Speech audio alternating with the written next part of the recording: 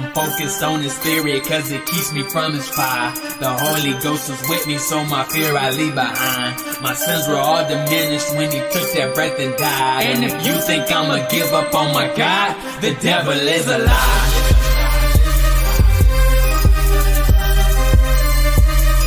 The devil is a lie.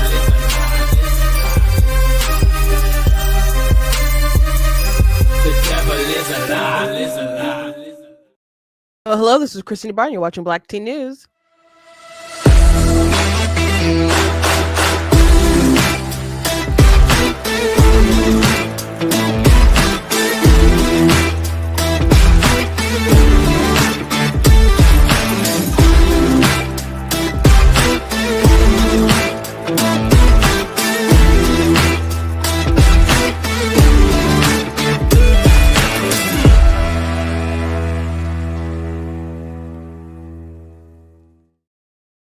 Hello, welcome to Black Teen News. I'm your host, Christina Barr, and today we're going to be talking about some drama on the right with Kristen Hawkins versus like groups like Abolitionists Rising. I don't know if it's just specifically that group, but there's a beef between abolitionists and pro-life folks, and there has been for a while, but I think I don't know, I don't think I've seen her be this direct against abolitionists, and it might be because they're gaining a lot of popularity, and I don't like the dismissal from the pro-life movement about the abolitionist opinion. I think there needs to be more open debate about it, and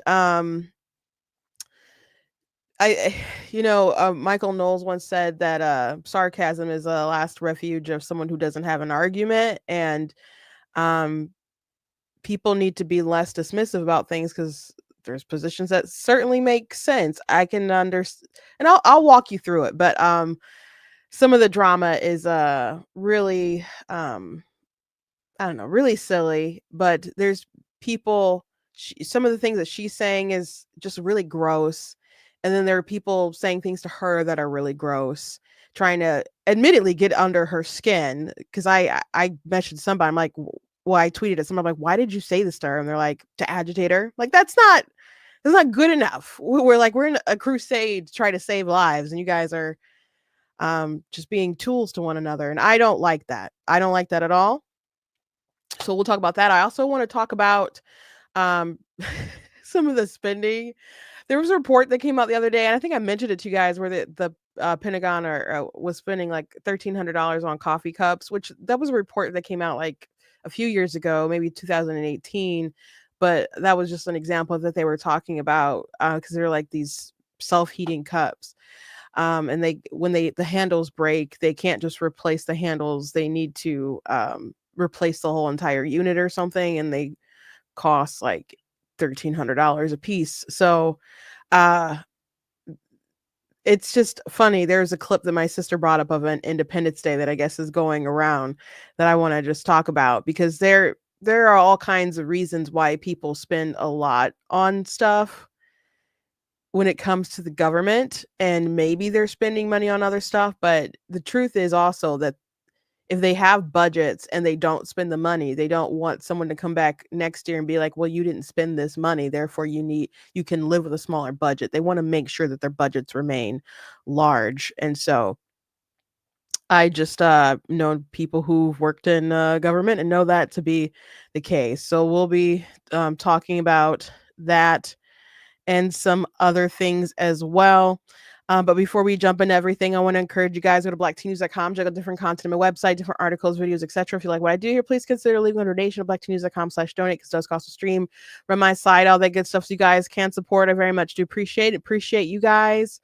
You guys can also check out different merch that's available at blackteennews.com as well. So go ahead and check that out. And I encourage you guys to also check out my different books that I've written. I've over 18 that I've published. And, it's Black History Month. Maybe you guys like some historical fiction going on, like The Color of God's Eye, which you think the American Civil War meets X-Men. It's a really cool story. But I have a lot of fiction books. Most of them are fiction. 2 are nonfiction. And one of my nonfiction books is, of course, God is Blatantly Against Abortion, which covers rights, science, religion, philosophy, dabbles a bit in philosophy, not too deep in philosophy, but it's got a lot of great stuff in it and covers a lot of objections that people say all the time that are very easy to be debunk. It's funny sometimes when I post an article and they're like, I'm not going, you found this random website that you Google. I'm like, this is my website. I wrote this stuff out because I don't want to repeat my whole entire argument every time. But yeah, like you can respond to the argument or you cannot. But anyway, let's hop to it because there's a lot of thoughts I have on this first topic and I want to get to other ones as well. So Kristen Hawkins, if you're unfamiliar with her, she is in charge of Students for Life. If you've ever seen like, she's a bigger gal. She has long black hair and glasses and usually wears red lipstick. And she just, takes these pro-choice people to town, usually when she's on college campuses, and she's just really fearless when she addresses these folks. And I actually did interview her a couple years ago when I went to the March for Life. And after the March for Life, I went to the Students for Life Summit. And so she seemed pretty neat. And I was very complimentary toward her because I do very much appreciate what she does.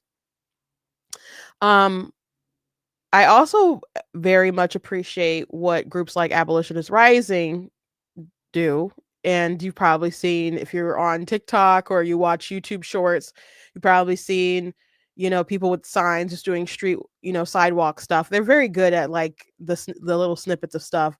And then they'll go and post longer form conversations with those people. And some of them are really obnoxious. Some of them are say the craziest stuff. Some of them are just really deeply uninformed. And Russell is just kind of has like a deadpan kind of responses that are gonna be really, funny but true. And they've just, garnered a lot of attention. Both these groups have changed a lot of hearts and a lot of minds. But there's a big difference between the ideology of Students for Life or Kristen Hawkins versus like Russell from Abolitionist Rising. And the key differences are, well, the biggest one between them that they're beefing about is that Abolitionist Rising says, hey, we're just the abolitionist position is that they want to abolish abortion. And you can't actually abolish abortion if there's always an out for the people who commit the abortions. So both sides will say, well, we need to punish the abortionist. Like they both want it criminalized. But the abolitionists will say, okay, but the people who are the abortionists are mostly the women because they're the ones who take the pill. So there's not a doctor who's like administering it most of the time. It's you request it from somewhere. And even in states where it's banned, you can still order the pills from somewhere and it'll come to you and you'll take it and you have the abortion. Like what doctor in that process is going to jail? Like maybe you can find the person who sent the pills and maybe the people who make the pills or whatever, but there's still the person who actually commits like the premeditated decision to unalive the child, who gets access to the means of their death, and then they go ahead and they kill their child. Like so there's a culprit who's directly responsible for it going on, who they're leaving out of the picture. So let's say that you did ban every single state in the country passed a pro-life bill at conception. Let's say that was the case. A woman could still maybe somehow, maybe she makes her own pills and they just put the recipe online. And they make their own pills. They could go to the Supreme Court steps. They could go to their sheriff's office, take the pill and be like, I'm about to kill my child, take the pill. And then no one could arrest them. Even if every pro-life law was passed, because every single pro-life law gives immunity basically to the mother. So there's never going to be an abolishment of abortion. I was mixing words. There's never going to be an abolishment of that as long as there is immunity for the person who actually goes and commits the abortion. So they're saying that they want it to end, but there's also equal justice here for the child, and you're not getting equal justice if you're not applying it to everyone who actually commits the act of aggression against the child. And so that makes a lot of sense to a lot of people. But I think there's practical reasons why that seems scary in legislation and why people might fight against it. Now, there are people who straight up say, no, the women are victims of the abortion industry, and that's why we shouldn't charge them because they've been brainwashed. And some of the stuff you hear these women say, that sounds plausible because people say the craziest things. But at the same time, there's women who totally know. And so what do you do with that? What do you do with that? Like I asked the question to somebody, I'm like, okay, do you believe an abortionist should, they know what they're doing, they should be charged and go to jail if they perform an abortion if it's illegal? And they say yes. I'm like, okay, what if that abortionist is a woman and she takes the abortion pill herself? All of a sudden, that same person who knows what she's doing gets immunity because she's aborting her own child. And they're like, oh, snap. So, and you could argue like, well, in the cases like that, maybe she can be charged. So you're writing extra things in the law instead of just, just applying justice equally or whatever. So anyway, they're beefing about their ideology. So let me back up. I do tend to lean more abolitionist, and I want to back up and kind of explain my process to how I got there. And I guess I've been meaning to explain this for a while, so I'll just go ahead and do it live with you guys. So if you recall back in 2015, I don't think it was 16 yet, but when the presidential race started on the Republican side, there was a ton of people running, and Donald Trump was one of them. And so Donald Trump said that he thought that abortion should be criminalized and that you would criminalize the women for having the abortions. And that caused a firestorm of criticism. And I remember coming into the office when I worked at the Michigan Republican Party, and someone was just like looking at news coverage and shaking their head. And they're just like, see, Trump isn't really pro-life because we don't want to hurt the women. We just want to save babies. And so I was taken aback and I didn't really know what to say. And I don't think I said anything in response because in my mind, I was like, no, that makes total sense. If you are killing the child, why wouldn't you be punished like if it's illegal? Now, keep in mind, you can't retroactively punish people for things that were legal if it suddenly becomes illegal. That's constitutionally, you can't do that. So that's not, you can be reaching back in time and punishing people who had an abortion a year ago or 20 years ago or anything like that. That's it would just be moving forward. This is illegal. You cannot do this anymore. And if people choose to do the illegal action, then they would be punished. So I just want to make that clear because Charlie Kirk thought for some reason that abolitionists wanted to retroactively do that. That's not their position, and that's not even legal. So but I thought that made sense. Like, I've always been pro-life. I hadn't thought a ton about activism, I suppose. It was just something that was like evident. It's wrong to do this thing. And what Trump, to him, maybe that was just like the common sense thing. Like, oh, people want this to be illegal. Well, who's the one who does it? Yeah, if they participate in it, they should go to jail. That just seemed like the common sense response to it, I guess. And so there was outrage about it. And I didn't understand the outrage coming from my coworker about it and his feelings toward Trump. in what he had said. And in my mind, I'm like, I'm a bad pro-life person if I share that same opinion. And so I like quietly was like analyzing my thoughts and my beliefs on that, and was trying to figure out, I guess, what was wrong with my thinking then, if that's what the pro-life community at large thought. So I guess I found my answer when I saw a Ben Shapiro clip. And Ben Shapiro was on a college campus, and he was asked the question about criminalization. And his answer was that women shouldn't be criminalized because they don't fit the proper mens rea. So if you commit a crime, mens rea, I believe, means like a guilty mind. Like you need to have a certain bit of mental culpability with what you're doing to be considered, to be found guilty of what you're doing. And so the argument again is that women have, been so brainwashed by society that they don't actually know that they're taking a life. They don't actually grasp that they're taking a life. And people will say with time, we could, criminalize it blanketly, but right now we should focus on Planned Parenthood and the abortionist doctors, people make the pills and traffic at them and all kind of different stuff. But the women are victims, totally victims, and they don't need to be punished for that.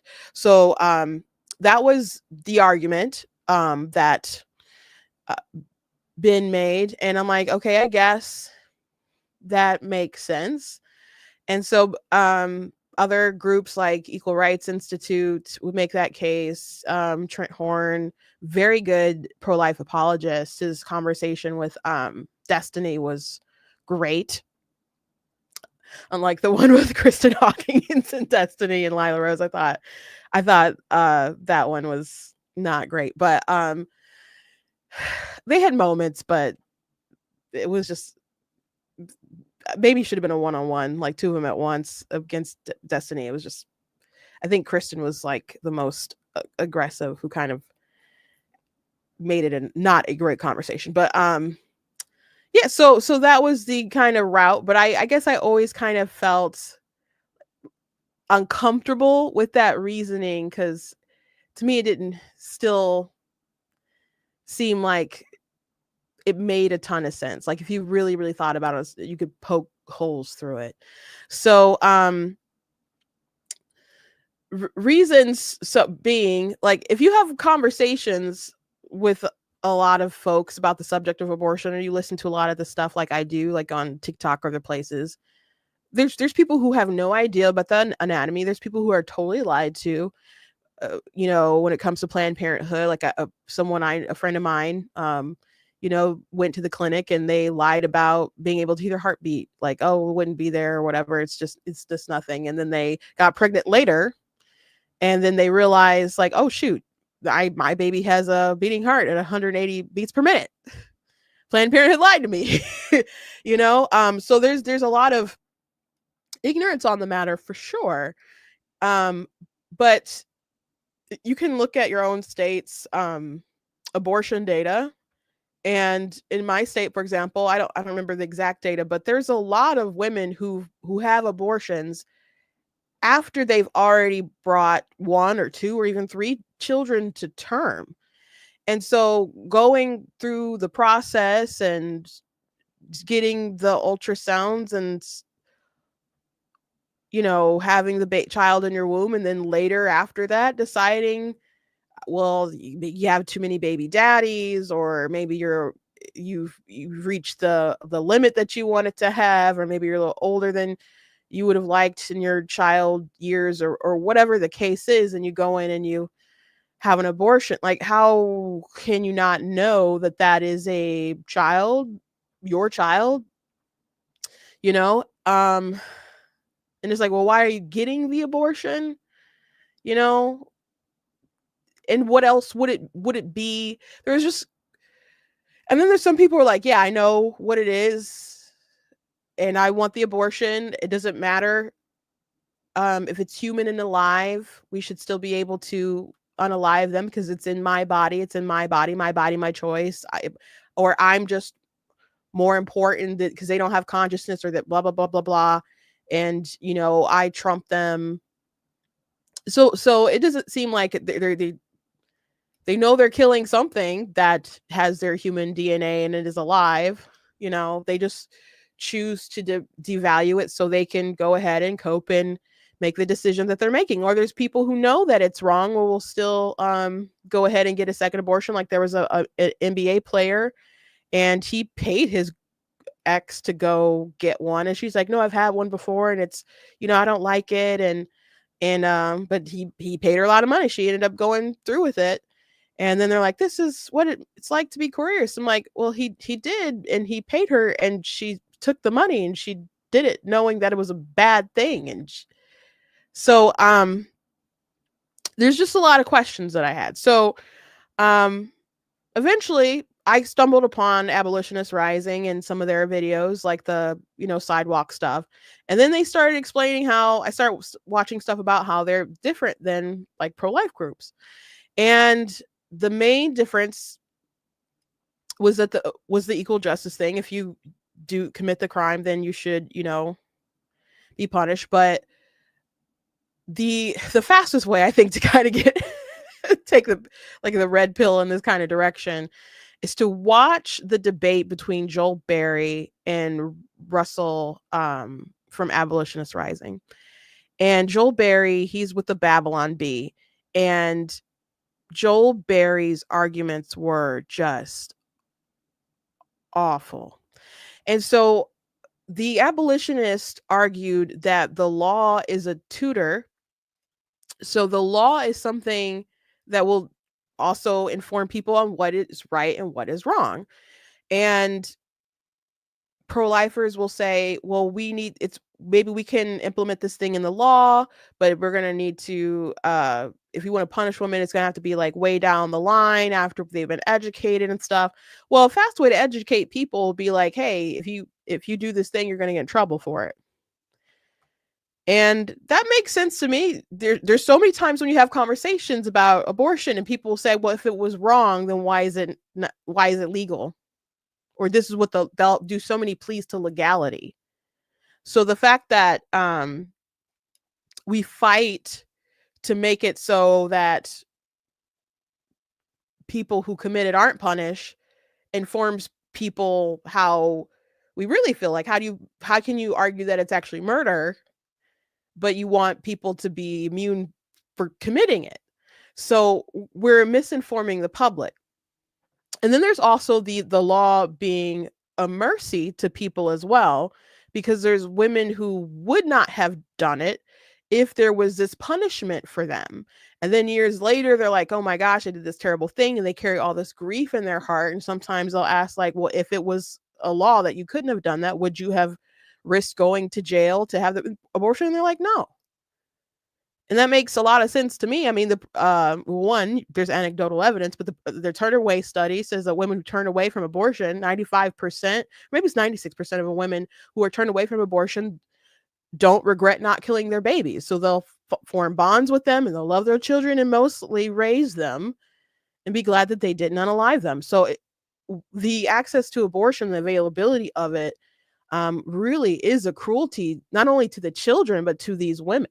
So we do need to have laws in place that will stop that from happening. But Joel really just, as he went on and on, it seemed the men will get dogged all day for their support of abortion and coercing women to have abortions or pressuring them to have abortions.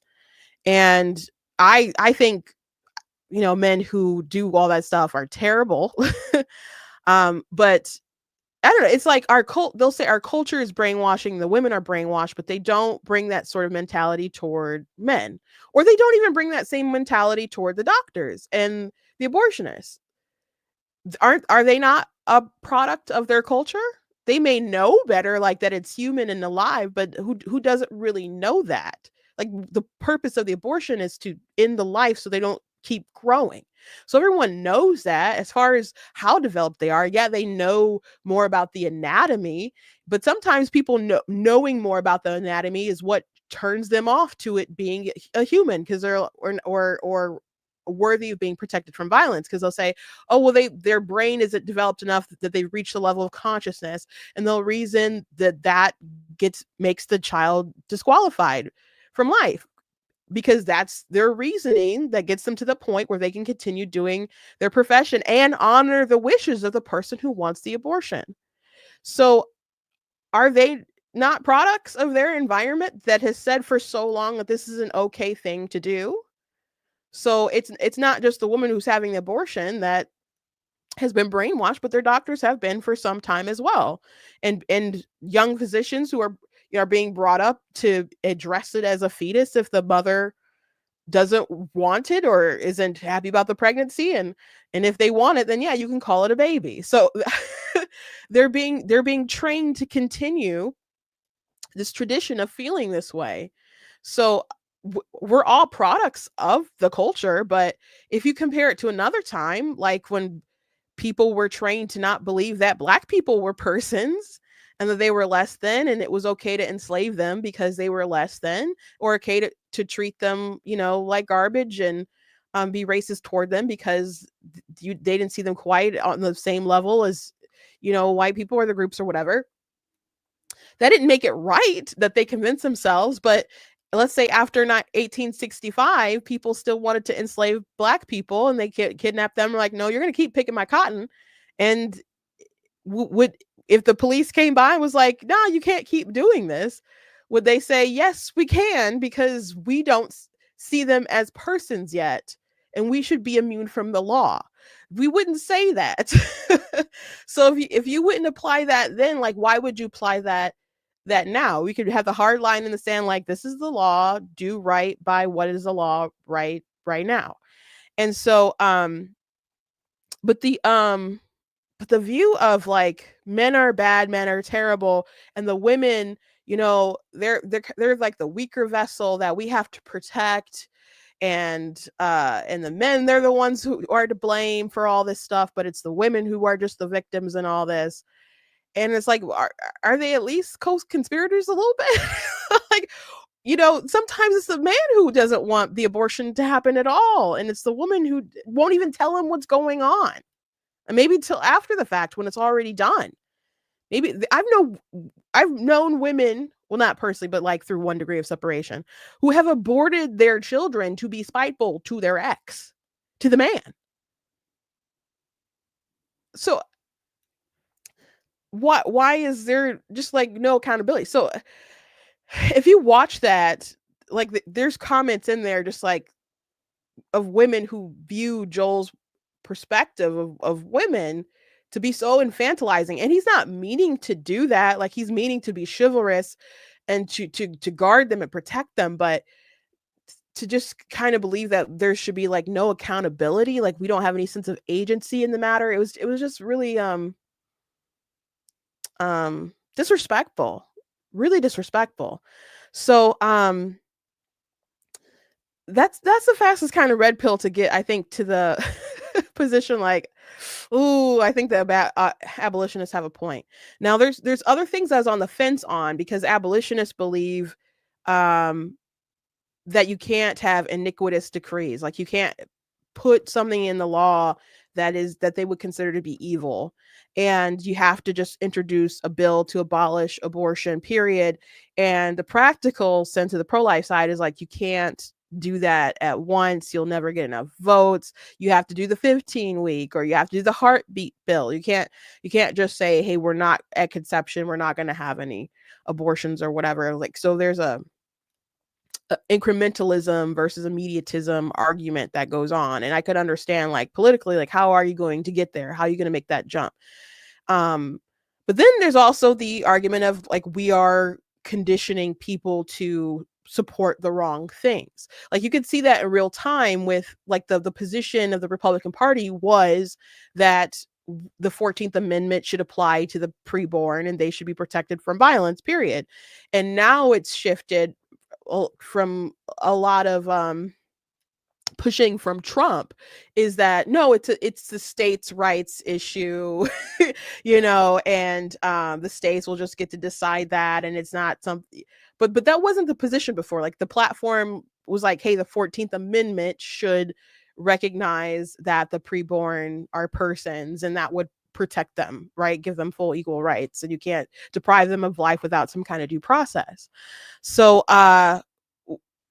we can see kind of the shift in how we're misinforming the public on what they should or shouldn't be believing with some of these laws that are not, immediate. So if you're saying it's 15 week, then you're saying, okay, well, what's significant about the 15 week?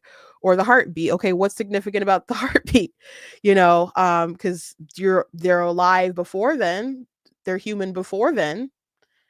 I understand the application of it is by the time they find out that they're pregnant, then there's probably a heartbeat and they actually don't have time. So it's a way to have a ban without having a ban.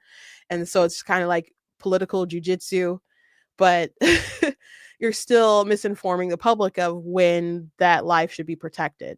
But as far as the iniquitous decrees argument from the abolitionists, they're like, you should not writing in a bill that says you can have abortion up until 15 weeks is saying it's okay to kill all those babies prior to 15 weeks. Like they can't be protected. Or if you have a heartbeat bill, then you're saying all the preborn who would be killed prior to the heartbeat, you're writing in that they can't be protected. So I'm not saying that you can't protect something that's already like they went out there and they fought to protect the heartbeat ban in Florida that was already on the books, so they wouldn't vote in something worse. So they still went out there and protected that, even though they don't like heartbeat bills. But as far as writing something into the legislation that says, hey, you can kill these certain people, that's what they consider to be an iniquitous decree. Another really big difference is that the abolitionists see what they're doing as a calling, that it's divine providence, that they're very unapologetic about their religious beliefs being centered around that. And you'll see a lot of pro-lifers who'll be like, oh, we don't have to argue this, we don't have to argue religion, I'm not using religious arguments or whatever. And they'll use other arguments, but they're not shy about their stance on morality, where it's grounded from. So those are some key big differences. I think there's 5 usually that they bring up, but I think those 3 are like the big ones. So the thing that kind of persuaded me on the incrementalism argument is that when it came to slavery, people like William Wilberforce wanted immediate abolishment of slavery, and it was the people on their side who seemed to be slowing up. Well, not their the abolitionists were obstructed by people who wanted to regulate slavery.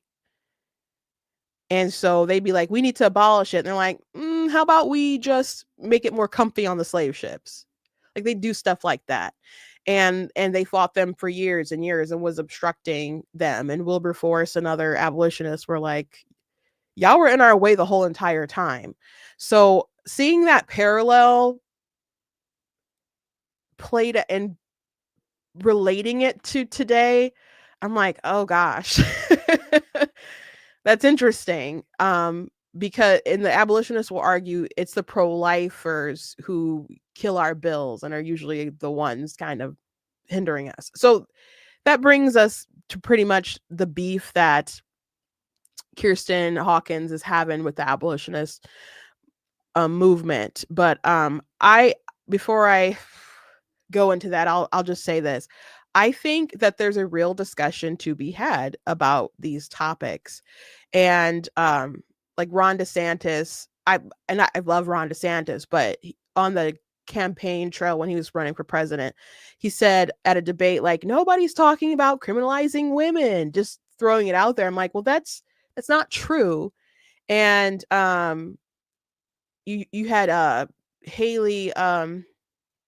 Nikki Haley, who was going around saying, can we all just agree that we shouldn't be criminalizing women and we shouldn't be doing this and we shouldn't be doing that? And I'm like, stop dismissing the argument as if it's crazy. Like, if you actually engaged in a conversation about it, I think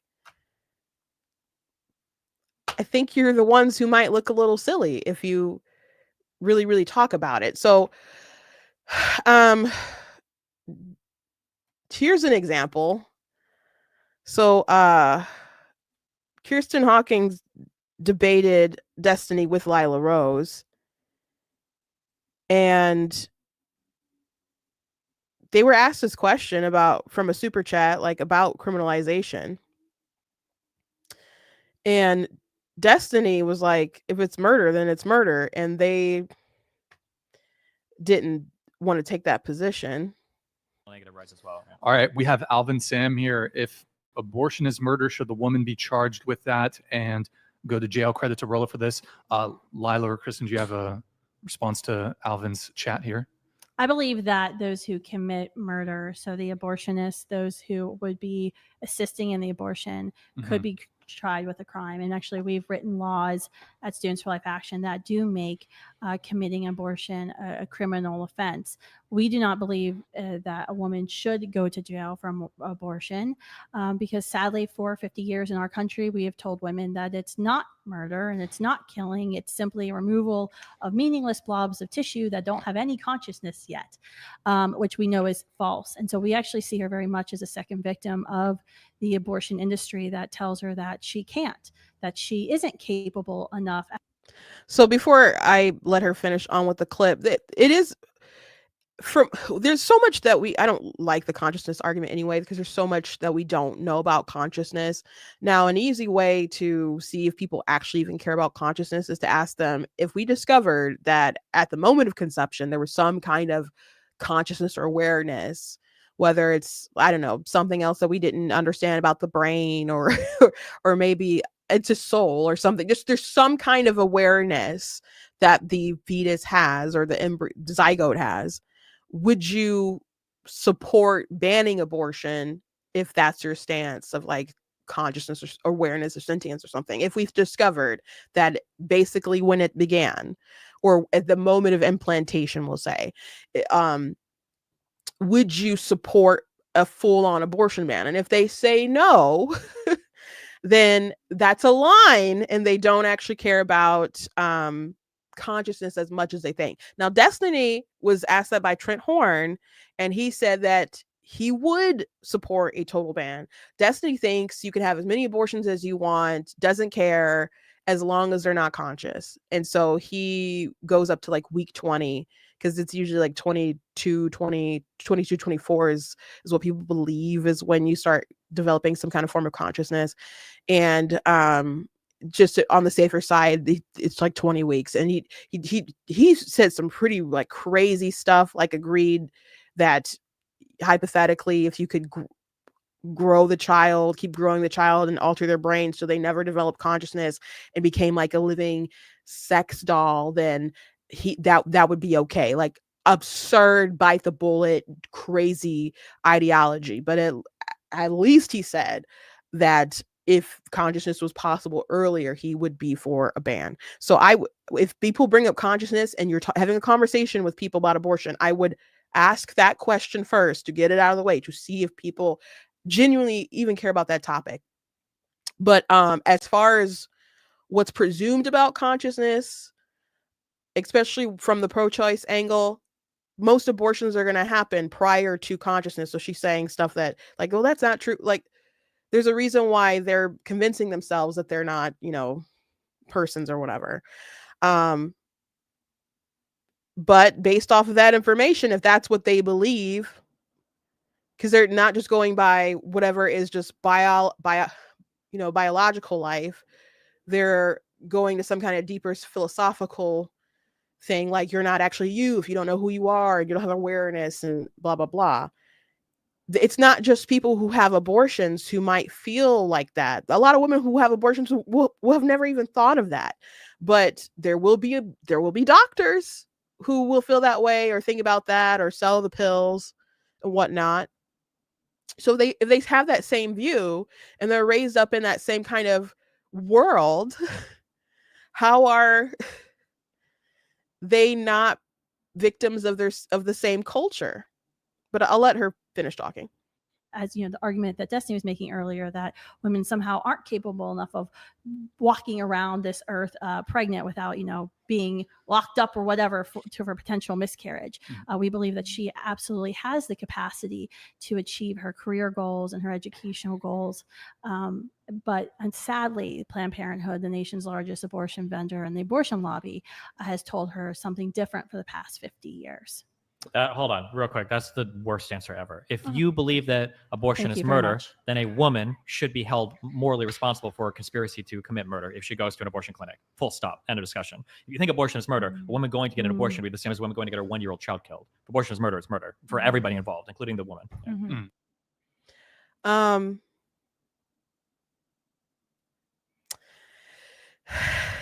That I think he's right that their argument is making a lot of sense.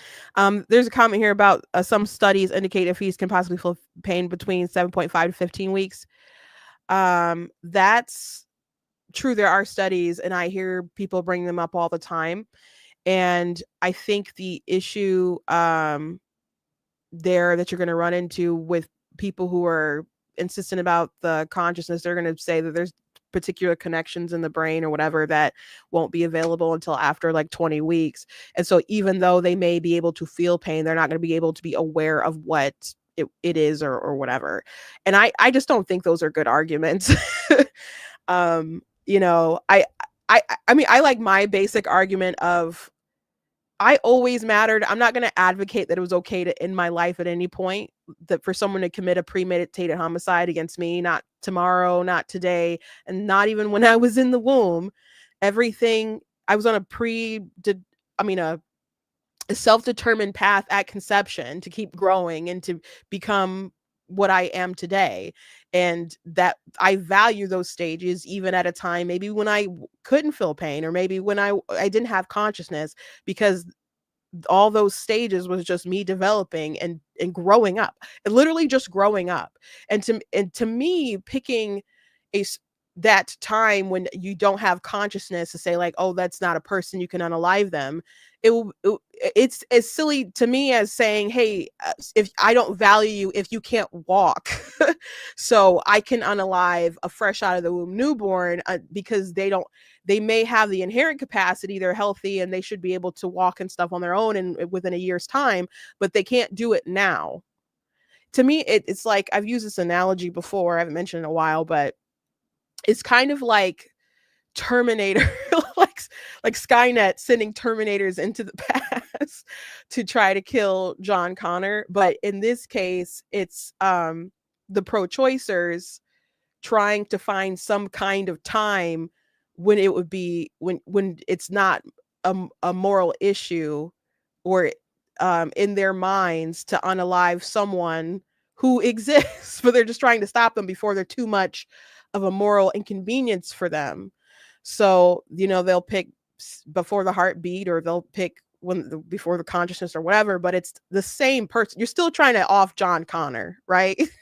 It's still John Connor that you're trying to kill. So I'm not going to advocate at any point in time that it's okay to kill me. I've always been a person. That's my argument. And you have to have a pretty good darn argument to explain why you think you could have killed me at any point in time. And you could say, well, Christina, you've already made it out the womb. Yeah. And I say, you know, love your neighbor. I wouldn't want to have been murdered, and I don't want the same for someone else. It's really that simple, or ought to be that simple. But people will stand by that belief, man, about the consciousness. But anyway, I don't know how you can't argue that everyone isn't a product of their environment. To relate it back to the abolishment of slavery, there was a very famous court case in the UK about the Zong ship. And so the captain of the Zong, they overpacked their ships, had too much stuff on it, had too many slaves on there. And they came up with a very terrible storm. Came through a very terrible storm. So they decided to start throwing slaves overboard to save themselves and I guess save other stuff on the ship or whatever. And they figured, hey, the stuff is insured. So we'll throw these slaves overboard. Yeah, they're going to die, but we will get insurance money back. So the insurance companies were like, you killed your slaves on purpose. We are not paying you money for that. And they're like, throwing them overboard is like throwing over cargo. We're just talking about goods and services. So these aren't people. These aren't persons. Like, this is like throwing over wood. Like, what are you talking about? So it was a very famous court case that ended up, leading toward abolishment and other stuff like that. It still took some time, but it was a good stepping stone. But it was controversial because people didn't want to acknowledge slaves as persons. But there's a movie called Belle that featured that case. If you haven't seen it, it's a very nice romantic movie. And just thinking about one particular scene is making me swoon. But it's a really good story. Really good movie. I recommend it. It's called Belle. But they ended up siding against the captain and the ship and stuff. And they sided with the insurance companies not insuring them for throwing their slaves overboard. So when it came to talk about, hey, are we going to perhaps prosecute these people who clearly killed all these other humans? The authorities were like, what? No. This is no different than throwing over driftwood or something. We're talking about slaves. They're not people. Like this good upstanding captain who made the decisions to the best of his ability to do what was right to save his ship. Nah, you're not going to charge him for throwing slaves overboard. Are you crazy? And so their reasoning and the things that they said to justify them not charging these folks, if you just tweak some words, which I did in my book, of course, God is blatantly against abortion. And it just sounds so much like the reasoning of people saying, oh, in their best judgment, they made a decision to go ahead and have the abortion. This is just a clump of cells. It's a parasite. It's a tumor. Like, these aren't cute. These aren't persons. Like, are you crazy? But they were a product of their time. They were a product of their time. So I don't think it's right what happened to them. But I think it's very interesting if you want to throw all of this guilt and rage toward these people who have been brought up to believe it's a, they'll say clump of cells or whatever, but to them, they're meaningless living tissue. And they're acting on the best wishes of the woman who wants the abortion. So I don't see how you could say that the doctors and all those folks aren't brainwashed, especially when they're ideologically driven to do what they feel is right. Think about the parents who get their kids trans. Not all of these, what they do is sick to their kids, but they're not doing it because they hate them.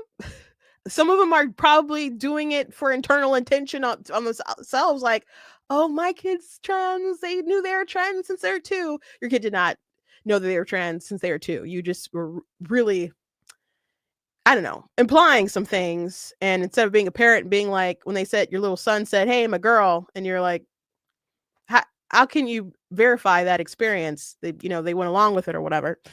But Abigail Schreier, she wrote about the stuff in Irreversible Damage, and she does it.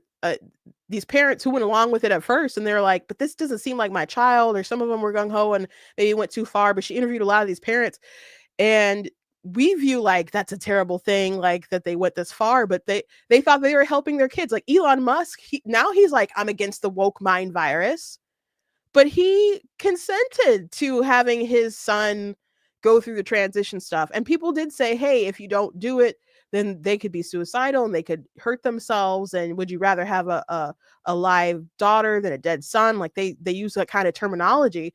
But there's people out there who want to do it for the money. Sure. Many of them, I'm certain. But does that mean that they're not ideologically driven into this direction too? again, it's sick. It's not true. And we need to speak out because they're chasing a pot of gold at the end of a never ending rainbow and will never be able to do the thing that they want. And I think everything about it is sick, but there's people who are ideologically driven for those particular outcomes.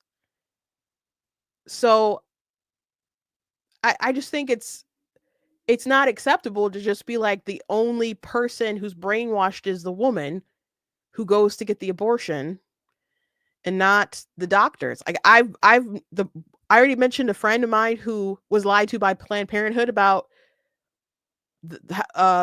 being able to hear the beating heart of her child. Well, she decided that after she had her abortion, she wanted to work at Planned Parenthood. Like, these people find ways to cope and they go more into that direction. And then some know better, and then they just convince themselves. Like I had there was a young man who used to be the head of one of the Republican counties or something, one of the head, or I don't know if it was a whole county or if it was just a club, but somewhere, it wasn't far out in the west side of the state. I think maybe it was maybe it was about an hour away or so from me. I can't remember exactly where it was, but he was like in charge of the Republican club or whatever, and then he decided to flip and become a full-blown liberal because he was struggling with gender identity.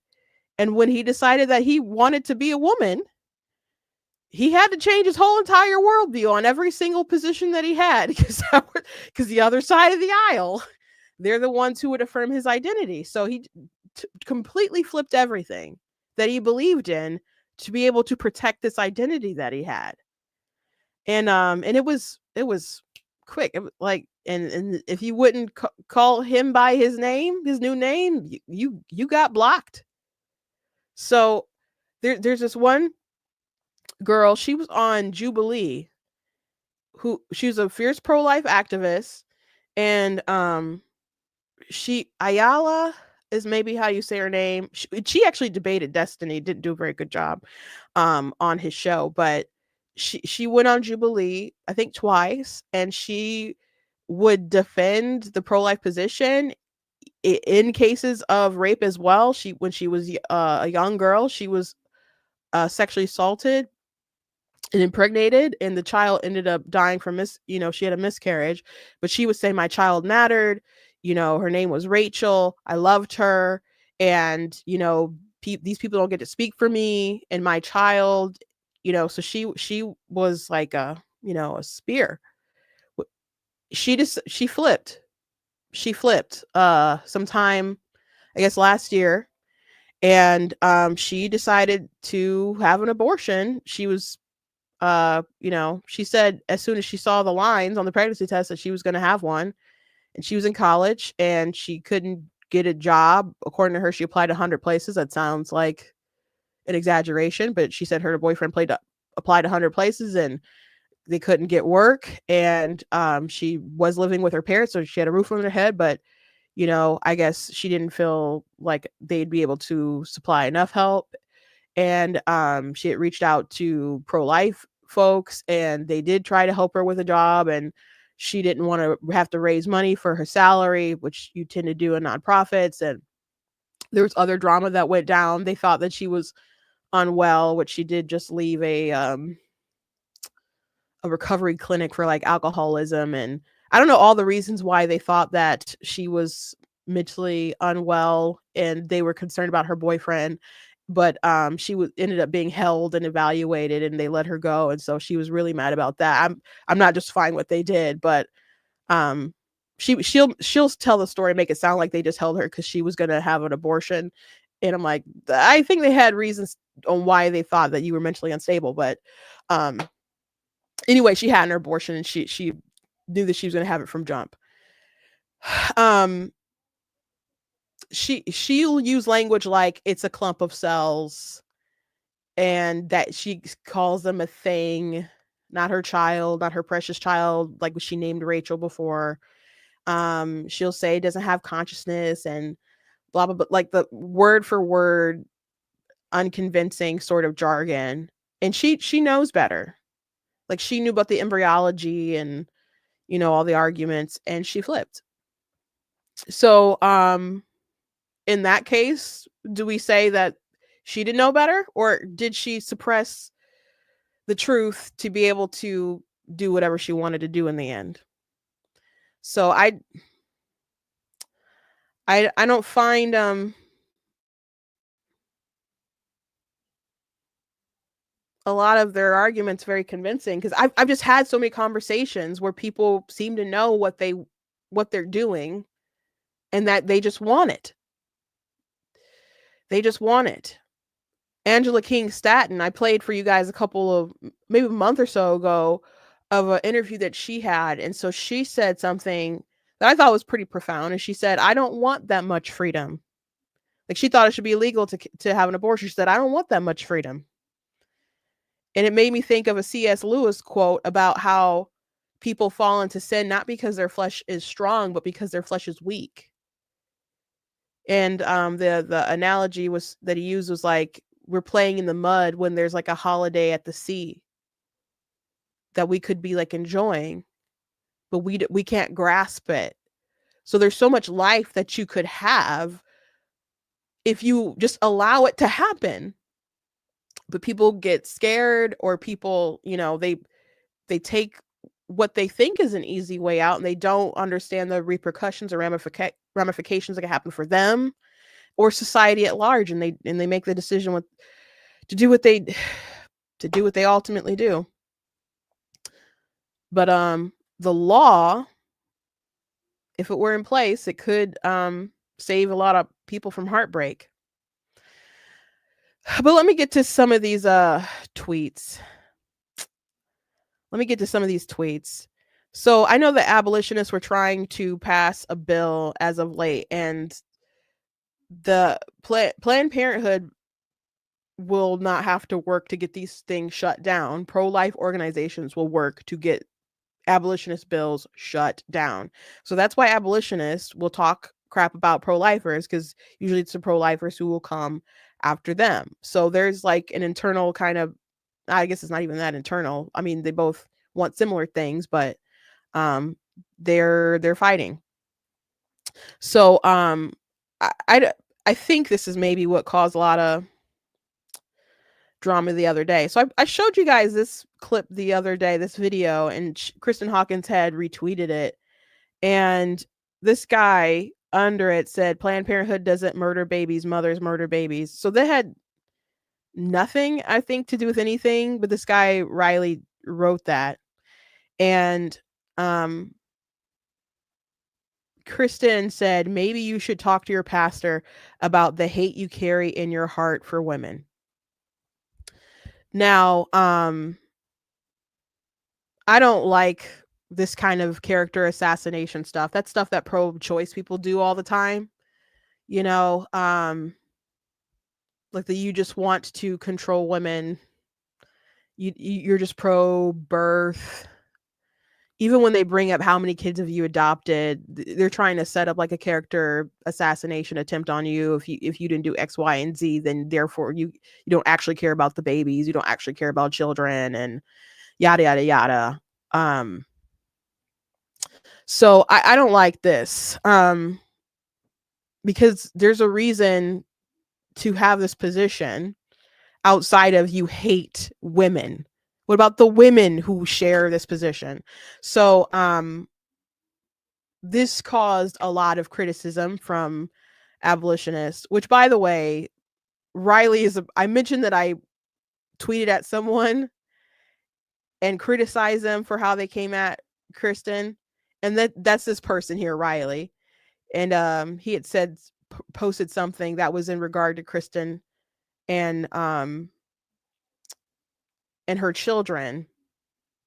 And I said, why did you write that? And he said, to agitate her. And I don't appreciate that. You can have actual conversations about policy and the disagreements there without getting into personal attacks. But I didn't realize at the time, though, I'm not saying that what Riley did was right and he was still wrong, and he could have kept the high ground. But I didn't realize here that he was the same person that she said you need to talk to your pastor about hating women. That's that context. They're both wrong. they're both wrong in this situation for sure. For sure. So I think that they should have the debate about this issue, which Abolitionist Rising did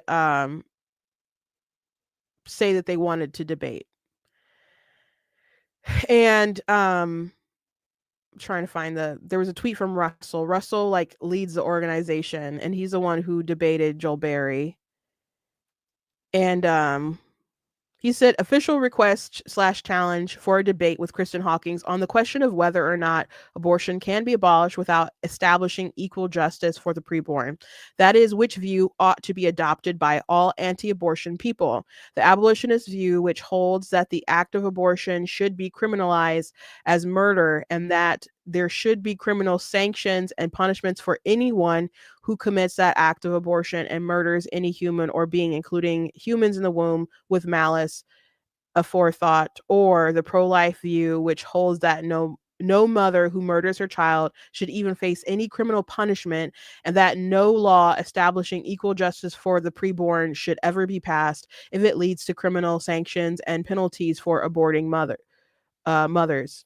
I.T. Russell Hunter will argue for the abolitionist position, and Kristen Hawkins will argue for the pro-life position. This is an important debate, and it needs to be carried out in good faith before God and man.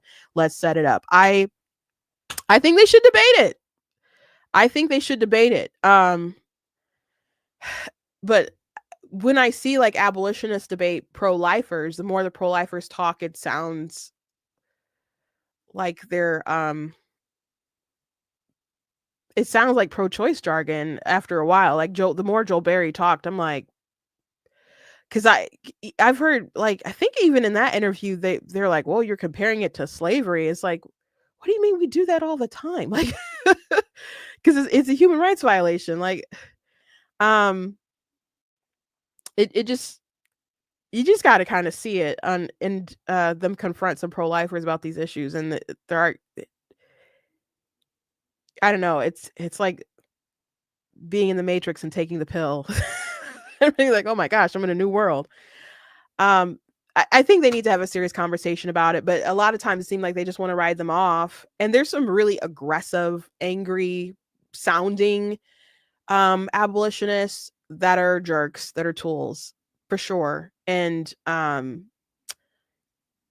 you don't have to give those people attention, but people should debate things in good faith, and just dismissing the arguments isn't good. Another example of this logic kind of failing. A few years ago, there was a woman who got abortion pills for her daughter. And I can't remember what state it was in, but it was late. It was like, she might have been around 28 weeks, I think. And she got abortion pills for her daughter, and she ended up delivering the baby. It was dead. And so I guess the pills killed the baby. The baby passed through her, and they tried to destroy the evidence via burning, and it didn't work. So they buried the body. So someone tipped the police off, and the police got access to, they did a subpoena or whatever, and they got access to their Facebook messages to each other. And the daughter would say things like, oh, I can't wait to get this thing out of me. I'll be able to wear jeans again. So, they did it. They did it. And so the mother who acquired the pills for her daughter, she was charged for the abortion, and she got a few years. The daughter was charged, but they only charged the daughter for lying about because they had told the police that she had a miscarriage or something. And so they charged her for how they handled the body. And so they were pro-choicers were like, oh, this is wrong. This is terrible. Them coming after this mother. And some people were like, oh, I don't know if this is the right case to be defending. Because, I mean, it was, again, very late in the pregnancy, which those pills, they can fail, especially if it's that late. And it's just, I don't want anyone taking them anyway, but at that point it's pretty dangerous to take them. So the mother did a terrible disservice not only to her grandchild but to her daughter. But the law, you're not permitted to go out after the daughter. But in that case, the mother who got the pills for her daughter, they were able to go after her because she was the one who helped her have an abortion, but she's not the one who had the abortion. Now, if they're both products of their environment and brainwashed, like from Planned Parenthood propaganda, why did the mother go to jail at all? Why is it just the daughter who had the abortion and terminated the life of her child? Why is she not culpable and doesn't meet the requirements of mens rea, but her mother somehow meets those requirements? Why does that make sense? So yeah, Anna's right. Those pills do starve the baby to death. And 28 weeks, that's beyond like the consciousness arguments that they have and all that stuff. So to me it doesn't make sense that one is guilty for that and not the other. Again, I could go back to the scenario of like if there was an abortionist, they'd want them to go to jail for committing abortions against other people. But if she was aborting her own baby, they'd be like, no, she's a mother, she can't be punished for that. And so you could argue like maybe some people out there don't know what they're doing. But if they're guilty or not, that's something that the court should decide, not something that should be blanketly built into the law. So I think these things are worth the debate. You know, these are things like people ask, like, do you have political views that change? Like, yes. And maybe when people ask those questions, they're hoping I'm shifting in a left direction instead of a more right direction. But you know, I listen to both sides, and I just think that one makes more sense. What and equal justice is about, if a father committed a premeditated homicide against their child, you would say that person should go to jail. They're all negative about these men who tell women to get abortions or encourage them to get abortions. They're trash, they're terrible, whatever. And the mother who decides to do it, let's say no one coerces her to do it, she makes a decision to do it. She's the poor baby victim to the society at large. It's just such a mismatch of things. And so Kirsten will say stuff that's very like feminist sounding. Like someone brought up this particular example.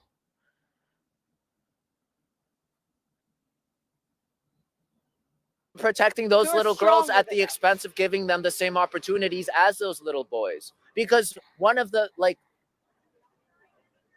aspects of masculinity is the fact that we don't have to worry about aborting a child because it's never in our you're body. Not special as women. Well, no, my body can do 3 things your body can't. I can gestate, I can menstruate, and I can lactate. We're superheroes as women. Yeah, absolutely. So I wouldn't argue that I would say we're the superior sex. Okay, so you know, there's language like that from time to time, and you know, she was real quick to call Destiny misogynist and all that stuff, which Destiny is gross for many reasons. And maybe there are times appropriate to do that, but that they just, you know, they'll go to that argument as fast as they can, but and too fast, I think, with the example that I showed you, but like you need to talk to your pastor about how you hate women, you know. It's just too much. Excuse me. She had also tweeted Elo, someone was upset about her. I don't know what this original post said. She said, I write laws and fundraise money to pass pro-life bills, save babies, abolitionist legislation that is obsessed with throwing women in jail, goes nowhere, and just hurts the opportunities we have that can actually save babies. And again, they do go nowhere, but they go nowhere because no one wants to have these conversations. And the pro-life folks are the ones who work to get the bill shut down. They don't want them to see the light of day. There'll be like a pro-life governor or somebody who's like, I don't want this on the floor. Like, get rid of it. Find a way to kill that. And they'll kill that bill and bring up some kind of other bill that has different language in it. So that goes on. And so she just keeps, using language that I find is so bad faith. Like this is the craziest thing, and this is why I really wanted to talk about this today. This is insane. The sad thing is the people I fear getting shot by most of the time aren't crazy leftists. Most of them don't have guns or know how to use them. LOL. But abolitionists. Think about that. Now, she's more afraid of abolitionists going and killing people. I don't know, abortionists, women who have abortions, than leftists going and killing folks. If you recall, Brett Kavanaugh, there was an attempt on his life because of the overturning of Roe v. Wade. The man was stopped, but there were people out there protesting, trying to get the judges to change their mind, which was not legal. I don't know why. Well, I do know why. They should have done more things with the power of the government to stop all that stuff from going on. But someone wanted to kill Brett Kavanaugh, Justice Brett Kavanaugh. And it wasn't an abolitionist. Like, the abolitionist position is that we're made in the image of God, and you should not be able to take that life.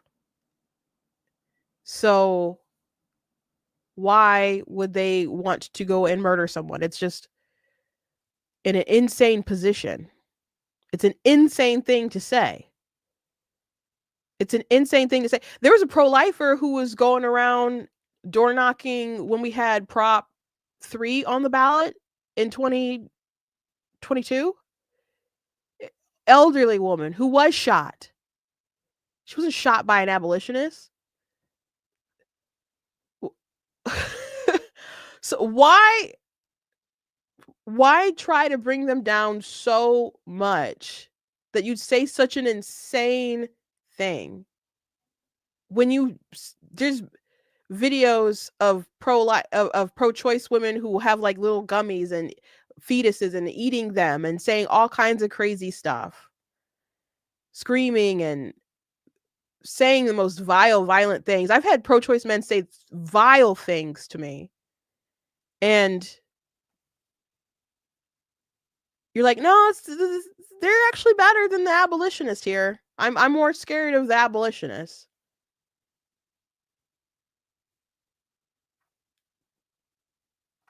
It's so bad faith and nonsensical. It's so nonsensical. And I'm disappointed.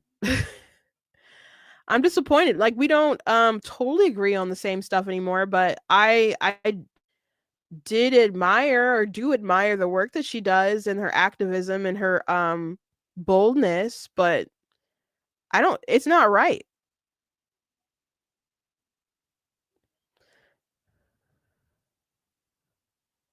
My sister said, the people that argue everyone is created in the image of God and shouldn't have their rights violated or at any stage of development are going to murder pro-lifers. You can't square that circle. Yeah.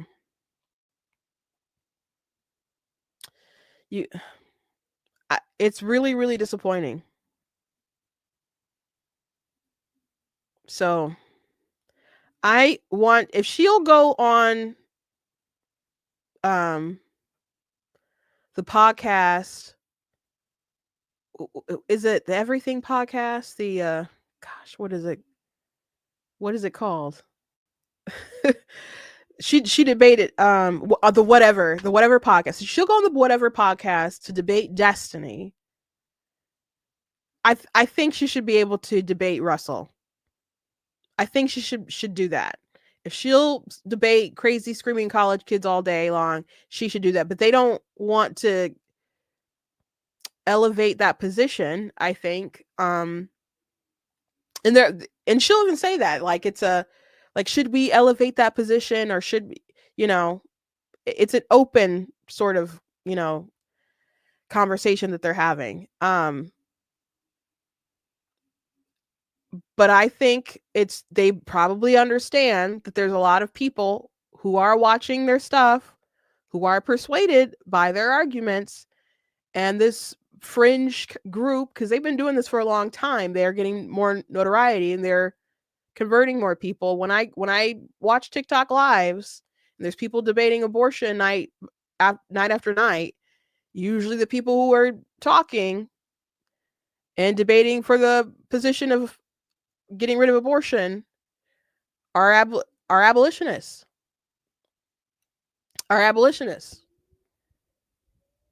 And I've been able to convert people by asking like 3 questions.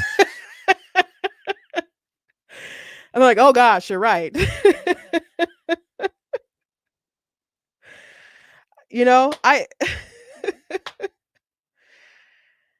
So I think they should debate.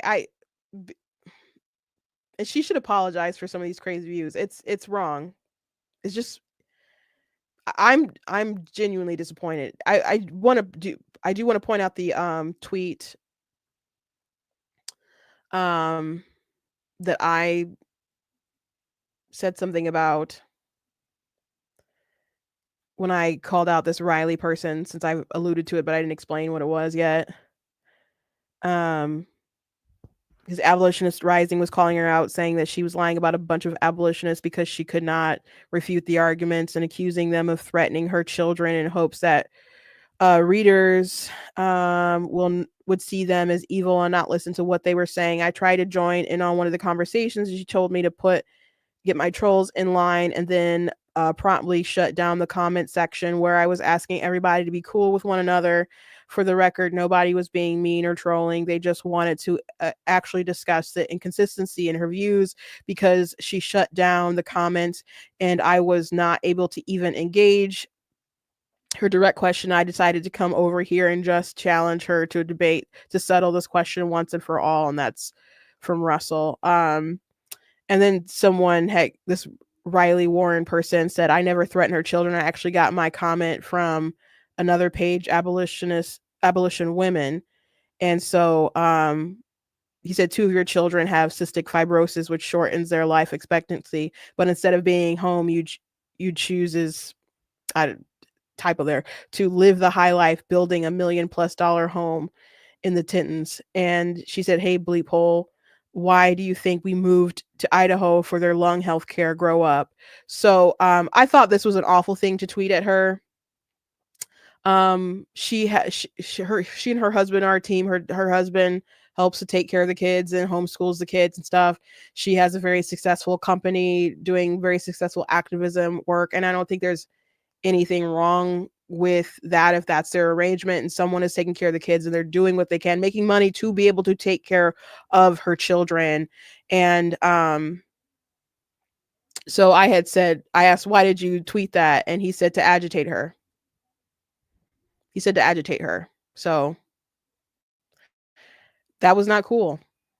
And then someone had said, but why do that? I understand asking her direct questions and calling out her horrible practices, but calling her a bad mom will only lead to her being nuclear level angry, and she shuts down the conversation. And then Abolition Woman said no one called her a bad mom, same as no one did in this clip either, and she still went nuts. The only people who would go nuts off a comment like this is someone who already thinks they are a bad mom, so the to project or whatever. That's not true. The insinuation is clear. That's why they brought that up, and this person already said that they did it to agitate her and get under her skin. So that's so bad faith and dishonest. And this clip that they chose, this person clearly brought it up to attack her. Like, it's clear that people are attacking her. Taking care of your kids right now. Excuse me, are you trying to shame a working mother Not of at all. four But you weren't who's taking care of my kids right now? What an anti-feminist statement to make. In fact, I have an amazing spouse who homeschools my children. But if my children were in daycare right now, who are you to tell me that I'm not a good mother? I'm not telling you you're not a good mother. Oh, you just asked who are taking care of my children. Would you ask a man that? Would you have asked a man that? If a man was standing here, would you have said, who's at home taking care of your kids? No, you wouldn't. You asked me that because I was a woman. That's anti-feminist. And that's when I lose my shit. Sorry. I'll calm down. She's not wrong in this clip. Like, she clearly brought it up to insinuate that she wasn't a good mother. And so she went off on them. And people don't generally ask dads, like, who's home taking care of your kids. And some of these people are you know, in the abolitionist movement are like women should stay silent in the church kind of folks, and don't believe women should be out there doing activism or any kind of stuff, and that their place would rather be in the home, and don't like her probably being out there in the face of all the stuff anyway. So I'm not gonna say there's not some sexism there. I don't like the rah feminist like energy that she's like trying to project or whatever. I know some of it is just to like kind of push back at the leftists or whatever, but yeah, I said the insinuation is clear. Y'all don't have to be tools. They're clearly doing it to get under her skin. That's what they like admitted to. Like, just be for real that you're trying to tick her off. You're trying to tick her off. Like, just talk about the issues. That's why most of the time when people debate, like on TikTok or something, people say no anecdotals because they want to just get to the heart of the issue. Like, when's it a life? What makes it a person? Is your logic consistent? Would you apply that logic that you use in the womb to the outside world? And once you see that they don't, that's when the arguments start falling apart. And are you just kind of special pleading to try to make it's so specific that you can't ever get into, like, I believe in consciousness, and you have to have a past consciousness and a future consciousness to be able to qualify. Like, you know, those are where the conversations need to be, not like who's home taking care of your kids when you have an agreement with your partner. I would have liked if she said, I have an amazing partner taking care of our kids, but you know, I get what she said.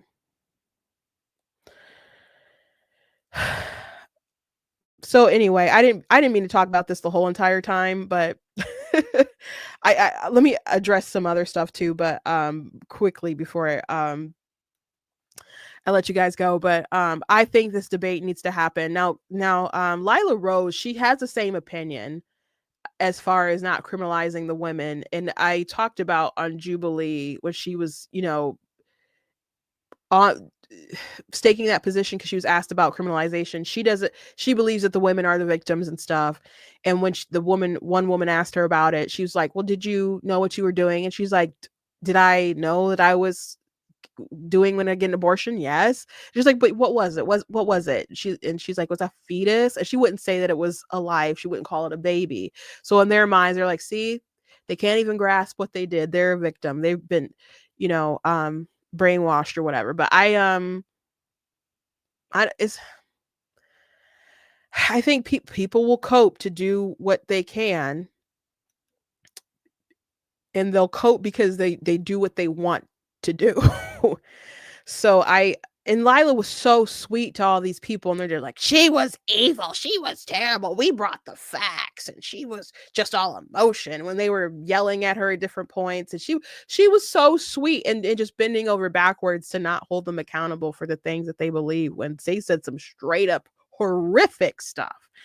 And God bless her, but Lila has a different approach than Kristen. And I don't know if I don't think Lila would say some of the stuff that Kristen was saying, tweeting, But I hope a debate happens. But anyway, I wanted to point something out. My sister brought up a clip from Independence Day yesterday, which I have not seen that movie since. I said, it's been such a long time since I watched that. She's like, you don't remember the scene? And I said, I don't know, it was the last time I saw that movie. She's like, I watch it probably like once a year. I'm like, once a year? I don't remember you watching this movie like once a year. I said, I probably haven't watched Independence Day since I was like in school. Probably maybe before then, but it's been almost like 20 years, I guess, since I graduated. So it's been a very long time since I saw Independence Day. So I didn't know exactly what she was talking about. So I went back and looked at this clip from the film, because it's going around now. People are talking about this because of the Doge project with Elon Musk and Donald Trump, and them, finding just radical amounts of money that is spent by the government. So let me go ahead and play this little snippet. It's very quick. I don't understand. Where does all this come from? How do you get funding for something like this? You don't actually think they spend $20,000 on a hammer, $30,000 on a toilet seat, do you? Yeah, so where do you get the funding from this? You don't actually think they spend all this money on like hammers and toilet seats and all the stuff that's like billed incredibly high. So, so I went to go look up that clip. And I don't understand. Where does sorry, let me go to some of these comments. Where's the comments? Where are the comments?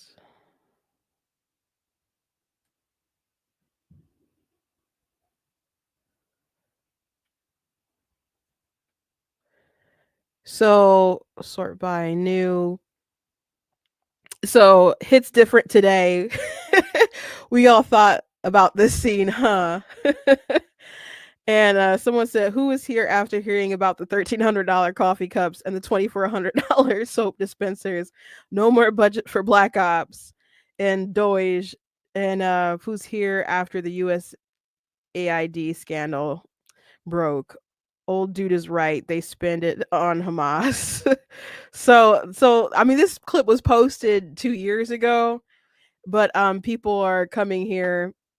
I think of this scene every time the defense spending topic comes up. Doge. So yeah, folks are thinking about that, and I guess it's circulating on TikTok and stuff. I didn't remember this scene, but but it's so true. So yes, there was a $1,300 expense for a coffee cup. Now, it's not like a normal coffee mug, if that's what people had in mind, but actually the story came out some time ago, and there was the cups used to be like $600 and something, with the price jumped to like $1,300, and so they're cups that heat on their own, and they'll use it for more than just like drinks, but I don't know if they're heating up some noodles and other things for long flights. And if they drop it, the handles break very easily, and you can't just replace the handle. And so they would replace the whole entire thing, and so anytime it needs to be replaced, that's another like $1,300.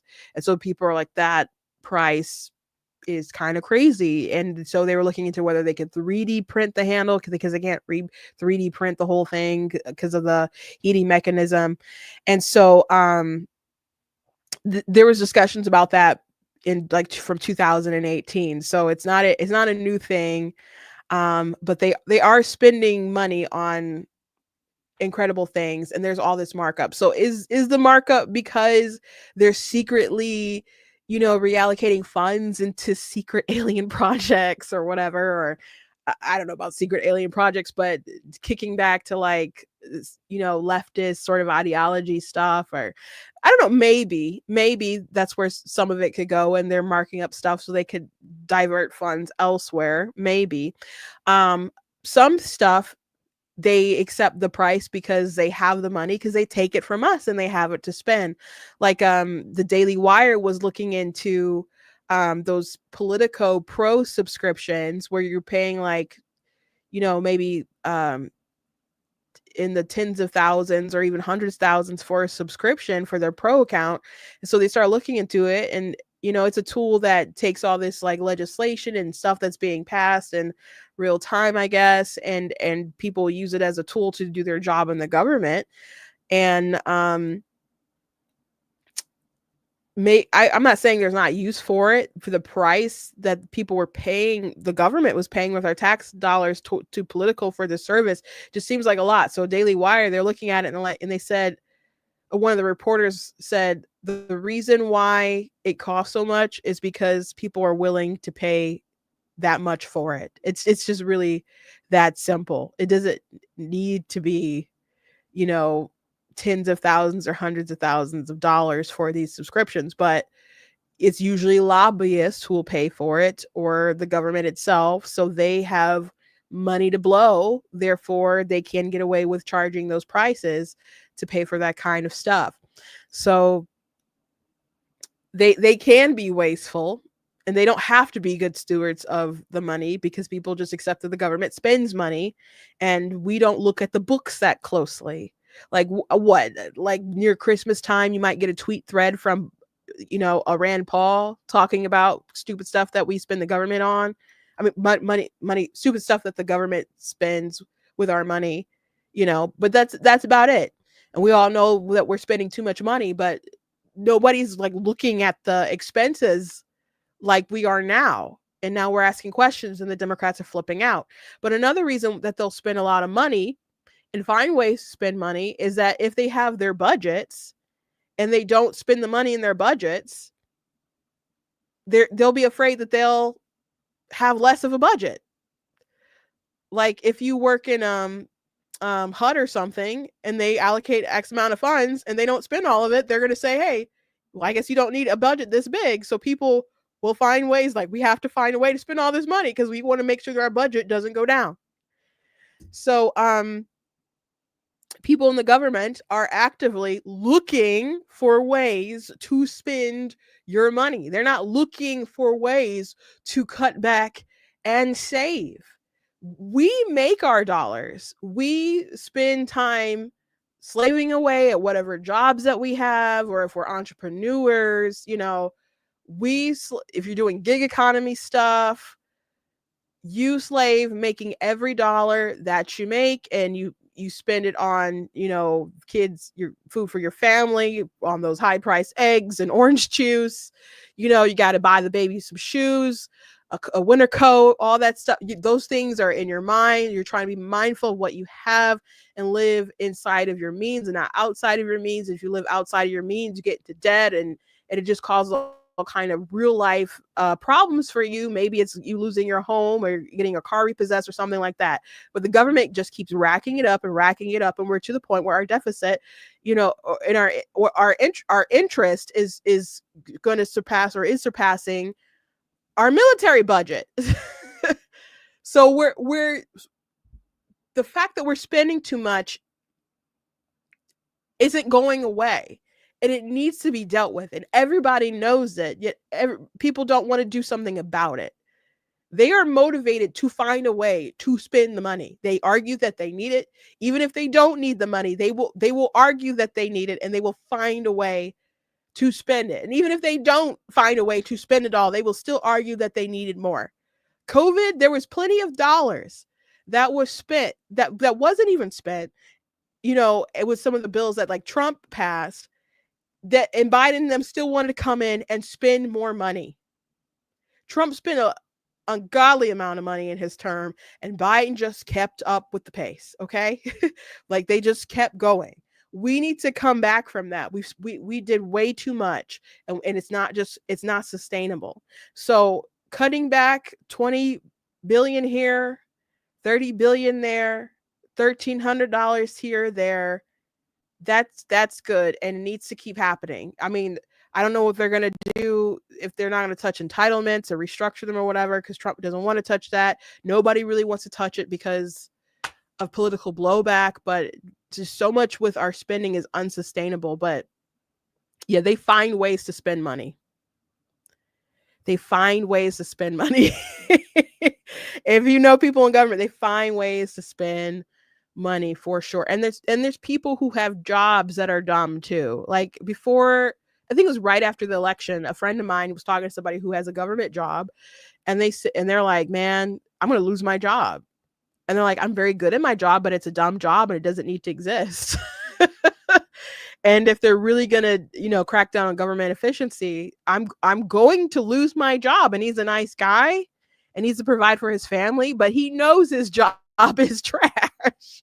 He does it to the best of his ability. It kind of reminds me of Galaxy Quest when they were sitting at the table, and Sigourney Weaver's character, all she does is repeat whatever the ship only really responds to her when she asks, when there's questions or whatever. So the captain would say something, and then she would have to ask the ship.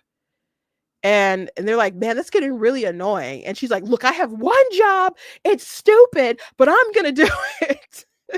So there's so many employees who have dumb jobs. And it sucks if you have a nice paying dumb job, because you want to provide for your family, you want to retire on that. But it's kind of, but